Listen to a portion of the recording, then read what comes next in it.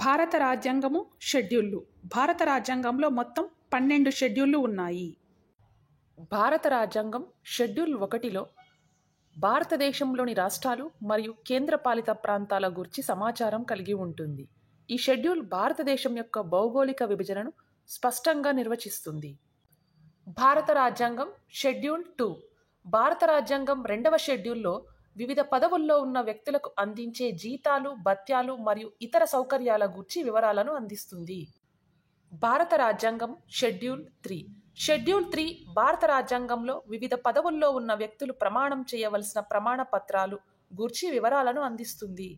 భారత రాజ్యాంగం షెడ్యూల్ 4 ప్రకారం భారత రాజ్యాంగంలో రాజ్యసభలో రాష్ట్రాలు మరియు కేంద్రపాలిత ప్రాంతాలకు కేటాయించిన సభ్యుల సంఖ్యను గూర్చి వివరిస్తుంది. భారత రాజ్యాంగంలోని 5వ షెడ్యూల్ భారతదేశంలోని ఆదివాసీ ప్రాంతాల పరిపాలనకు సంబంధించిన అంశాలను విస్తృతంగా వివరిస్తుంది. ఇది ప్రత్యేకించి భారతదేశంలోని ఎస్టీ మరియు ఆదివాసీ ప్రాంతాల అభివృద్ధి, పరిరక్షణ కోసం రూపొందించబడింది. ఆయా రాష్ట్ర గవర్నర్ ఆదివాసీ ప్రాంతాల్లో ప్రత్యేక నిబంధనలు అమలు చేసే అధికారం కలిగి ఉంటారు. గవర్నర్ ప్రతి సంవత్సరం భారత రాష్ట్రపతికి ఆదివాసీ ప్రాంతాల పరిపాలనపై నివేదిక సమర్పించాలి. 5వ షెడ్యూల్ యొక్క ప్రాముఖ్యత ఇది ఆదివాసీ హక్కులు, భూమి హక్కులు మరియు సంస్కృతి పరిరక్షణకు చట్టబద్ధమైన హామీని అందిస్తుంది. భారతదేశంలో ఆదివాసీ సమాజానికి ఆర్థిక, సామాజిక న్యాయం అందించడంలో ఇది కీలక పాత్ర పోషిస్తుంది. భారత రాజ్యాంగంలోని 6వ షెడ్యూల్ ఉత్తర భారతదేశంలోని ఉత్తర తూర్పు రాష్ట్రాల ప్రత్యేక పరిపాలనను అందించేందుకు రూపొందించబడింది. ఇది ప్రధానంగా అస్సాం, మేఘాలయ, త్రిపుర, మిజోరాం రాష్ట్రాలలోని ఆదివాసీ ప్రాంతాలకు ప్రత్యేక రక్షణను అందిస్తుంది. 6వ షెడ్యూల్ వర్తించే రాష్ట్రాలు అస్సాం, మేఘాలయ, త్రిపుర, మిజోరాం రాష్ట్రాల్లోని అటానమస్ డిస్ట్రిక్ట్ కౌన్సిల్స్ మరియు అటానమస్ రీజనల్ కౌన్సిల్స్ ఏర్పాటుకు సంబంధించిన అంశాలను ఇది క్రమబద్ధం చేస్తుంది. ఈ షెడ్యూల్ ఉత్తర తూర్పు భారత రాష్ట్రాల్లోని ఆదివాసీ ప్రజలకు ప్రత్యేక రాజ్యాంగ పరిరక్షణ అందిస్తుంది మరియు స్వయంపాలన, భాషా హక్కులు, సాంస్కృతిక స్వేచ్ఛకు ఇది సహకరిస్తుంది. భారత రాజ్యాంగంలోని 7వ షెడ్యూల్ ఇది కేంద్ర రాష్ట్ర శాసన అధికార పరిధిని తెలియజేస్తుంది. భారత రాజ్యాంగంలోని 7వ షెడ్యూల్ ప్రధానంగా కేంద్ర రాష్ట్రాలకు సంబంధించిన అధికారాల విభజనపై వివరణ ఇస్తుంది. ఇది కేంద్రానికి, రాష్ట్రాలకు చెందే ముఖ్యమైన అంశాలను, వాటిపై చట్టాలు ఎలా అమలు చేయాలన్న దానిని స్పష్టంగా తెలియజేస్తుంది.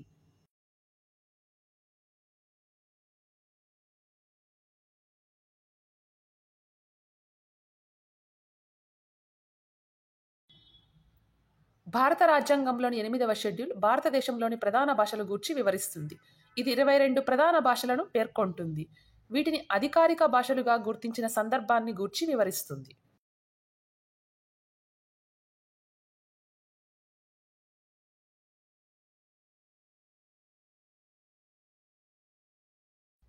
భారత రాజ్యాంగం 9వ షెడ్యూల్ ఇది భూ సంస్కరణ చట్టంకు సంబంధించిన షెడ్యూల్.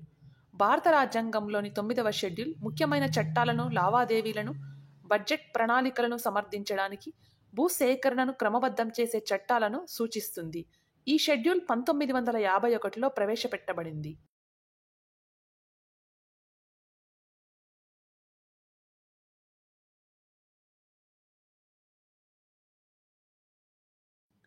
భారత రాజ్యాంగం 10వ షెడ్యూల్ 10వ షెడ్యూల్ రాజ్యాంగంలోని ప్రత్యేకమైన షెడ్యూల్. పార్టీ మార్పులపై నియంత్రణ మరియు సభాపతి లేదా సభ్యుల ఉపసంహరణకు సంబంధించి నిబంధనలను వివరించే షెడ్యూల్. ఇది పార్టీ మార్పుల నిషేధ చట్టాన్ని సంరక్షిస్తుంది. భారత రాజ్యాంగంలోని 10వ షెడ్యూల్ 1985 52వ రాజ్యాంగ సవరణ చట్టం ద్వారా ప్రవేశపెట్టబడింది. దీని ప్రధాన ఉద్దేశం ఎన్నికైన సభ్యుల పార్టీ మార్పును నియంత్రించడం మరియు రాజకీయ స్థిరత్వాన్ని కాపాడడం. గెలిచిన వ్యక్తి అర్హత కోల్పోవడానికి గల కారణాలు పార్టీ మార్పు, ఎన్నికల్లో గెలిచిన వ్యక్తి తన పార్టీని వదిలి ఇతర పార్టీలో చేరడం, పార్టీ ఆదేశాలకు విరుద్ధంగా ఓటు వేస్తే లేదా ఓటింగ్లో పాల్గొనకుండా ఉండడం.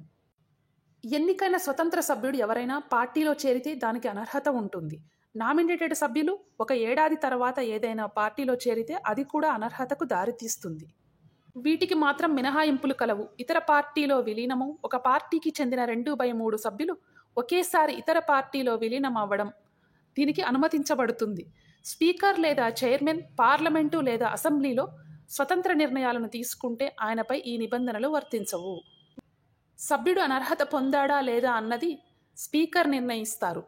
ఇది న్యాయస్థానంలో సవాలు చేయవచ్చు.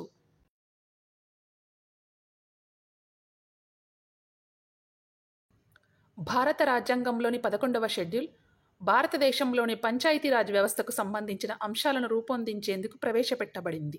ఈ షెడ్యూల్ 1992లో 73వ రాజ్యాంగ సవరణ ద్వారా చేర్చబడింది.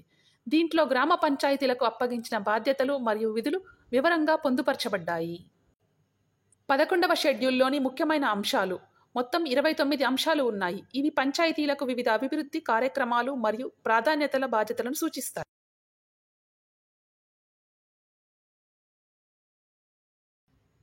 73వ రాజ్యాంగ సవరణ ద్వారా పంచాయతీరాజ్ వ్యవస్థ ద్వారా గ్రామ స్వరాజ్యాన్ని బలోపేతం చేయడం, అభివృద్ధి కార్యక్రమాలు గ్రామ స్థాయిలోనే అమలు చేయడం, గ్రామ ప్రజలకు ఆత్మనిర్భరత కల్పించడం.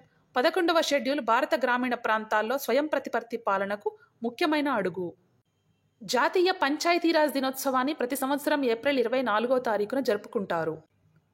1993లో 73వ రాజ్యాంగ సవరణ చట్టం అమల్లోకి వచ్చిన రోజు ఏప్రిల్ 24. ఈ సవరణతోనే పంచాయతీరాజ్ వ్యవస్థ భారతదేశంలో చట్టబద్ధమైంది. ఈ సవరణ గ్రామ పంచాయతీలకు స్థానిక స్వరాజ్య పాలనలో అధికారం కల్పించేందుకు మార్గం చూపింది.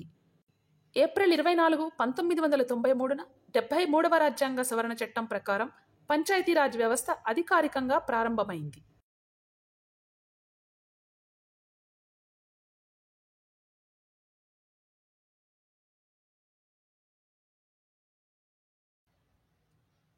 భారత రాజ్యాంగంలోని 12వ షెడ్యూల్ నగర స్వరాజ్యానికి సంబంధించినది. ఇది నగర స్థానిక సంస్థల బాధ్యతలు మరియు విధులను స్పష్టంగా పేర్కొంటుంది. 74వ రాజ్యాంగ సవరణ ద్వారా 1992లో 12వ షెడ్యూల్ భారత రాజ్యాంగంలో చేర్చబడింది. 12వ షెడ్యూల్ యొక్క ఉద్దేశం నగరాల అభివృద్ధి కోసం సమగ్ర ప్రణాళికలు రూపొందించడం, నగరాల్లో ప్రజల జీవన ప్రమాణాలను మెరుగుపరచడం, మున్సిపల్ పాలనకు పారదర్శకత మరియు సమర్థత తీసుకురావడం, పర్యావరణ పరిరక్షణ మరియు వ్యర్థాల నిర్వహణ ద్వారా ఆరోగ్యకరమైన నగరాలను నిర్మించడం. 12వ షెడ్యూల్లోని ముఖ్యమైన అంశాలు మొత్తం 18 ఉంటాయి. ఇవి మున్సిపాలిటీల బాధ్యతలను వివరిస్తాయి.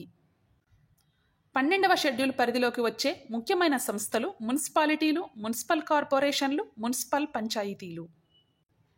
74వ రాజ్యాంగ సవరణ ద్వారా నగర ప్రాంతాల్లో పారదర్శక పాలనకు మరియు సమగ్ర అభివృద్ధికి దారితీస్తుంది. స్థానిక ప్రజలకు సమాంతర స్వయం ప్రతిపత్తి కల్పించేందుకు 12వ షెడ్యూల్ కీలక పాత్ర పోషిస్తుంది. సహకార పాలన, పర్యావరణ పరిరక్షణ మరియు పేదరిక నిర్మూలన వంటి అంశాల్లో ప్రత్యేక దృష్టి పెట్టబడింది.